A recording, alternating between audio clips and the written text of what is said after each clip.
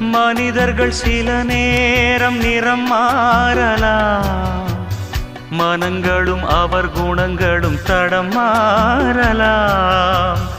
இலக்கணம் சில நேரம் பிழையாகலாம், எழுதிய அன்பு இலக்கியம் தவறாகலாம். விரல்களை தாண்டி வளர்ந்ததைக் கண்டு நகங்களை நாமும் நறுக்குவதுண்டு. இதில் என்ன பாவம், எதற்கிந்த சோகம்?